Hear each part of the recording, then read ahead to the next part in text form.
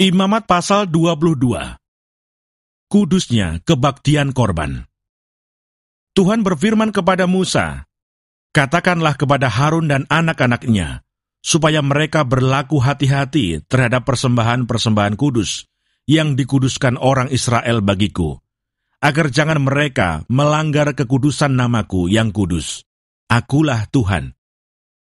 Katakanlah kepada mereka, setiap orang di antara kamu turun-temurun, yakni dari antara segala keturunanmu yang datang mendekat kepada persembahan-persembahan kudus yang dikuduskan orang Israel bagi Tuhan, sedang ia dalam keadaan najis, maka orang itu akan dilenyapkan dari hadapanku.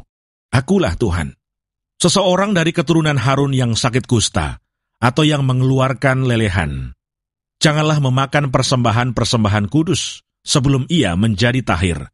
Dan orang yang kena kepada sesuatu yang najis, karena orang mati atau orang yang tertumpah maninya, atau orang yang kena kepada seekor binatang yang merayap, yang menajiskan dia, atau kepada salah seorang manusia yang menajiskan dia, dengan kenajisan apapun ia menjadi najis. Orang yang kena kepada yang demikian itu menjadi najis sampai matahari terbenam, dan janganlah ia makan dari persembahan-persembahan kudus sebelum ia membasuh tubuhnya dengan air. Sesudah matahari terbenam, barulah ia menjadi tahir, dan sesudah itu bolehlah ia makan dari persembahan-persembahan kudus itu, karena itulah yang menjadi makanannya. Janganlah ia makan bangkai atau sisa mangsa binatang buas, supaya jangan ia menjadi najis karenanya. Akulah Tuhan. Dan mereka harus tetap berpegang pada kewajibannya terhadap aku, supaya dalam hal itu jangan mereka mendatangkan dosa kepada dirinya dan mati oleh karenanya, karena mereka telah melanggar kekudusan kewajiban itu. Akulah Tuhan yang menguduskan mereka. Setiap orang awam janganlah memakan persembahan kudus. Demikian juga pendatang yang tinggal pada imam ataupun orang upahan. Tetapi apabila seseorang telah dibeli oleh imam dengan uangnya menjadi budak beliannya, maka orang itu boleh turut memakannya. Demikian juga mereka yang lahir di rumahnya. Apabila anak perempuan imam bersuamikan orang awam, janganlah ia makan persembahan khusus dari persembahan-persembahan kudus.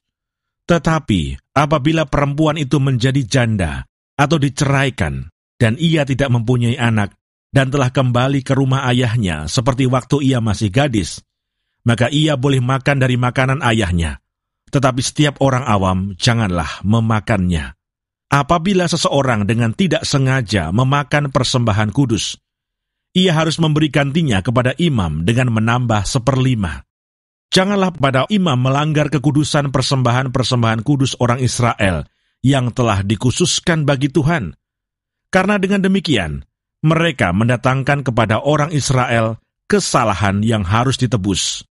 Apabila mereka memakan persembahan-persembahan kudus mereka. Sebab akulah Tuhan yang menguduskan mereka.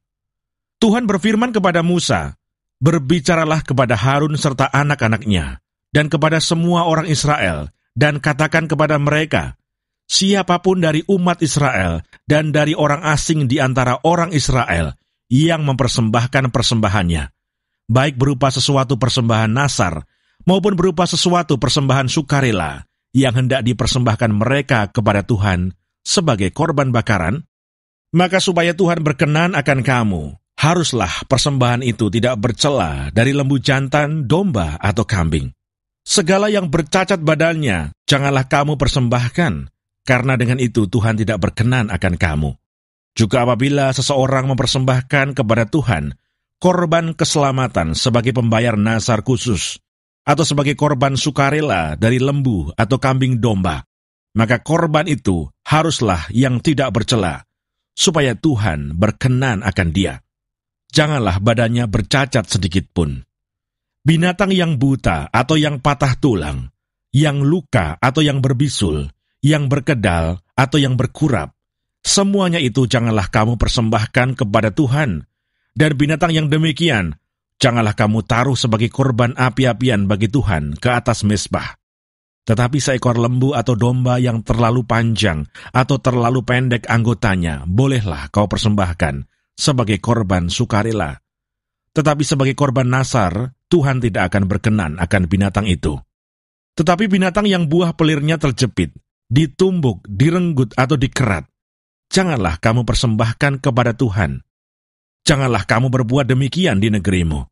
Juga dari tangan orang asing, janganlah kamu persembahkan sesuatu dari semuanya itu sebagai santapan Allahmu. Karena semuanya itu telah rusak dan bercacat badannya, Tuhan tidak akan berkenan akan kamu karena persembahan-persembahan itu. Tuhan berfirman kepada Musa, apabila seekor anak lembu atau anak domba atau anak kambing dilahirkan, maka haruslah itu tinggal 7 hari lamanya dengan induknya.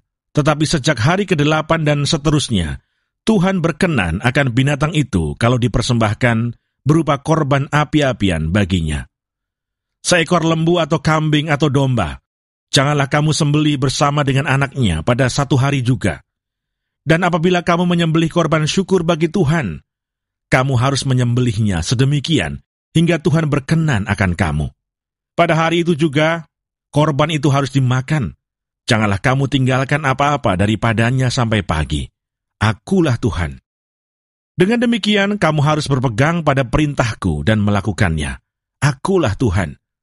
Janganlah melanggar kekudusan namaku yang kudus, supaya aku dikuduskan di tengah-tengah orang Israel. Sebab akulah Tuhan yang menguduskan kamu, yang membawa kamu keluar dari tanah Mesir, supaya aku menjadi Allahmu. Akulah Tuhan.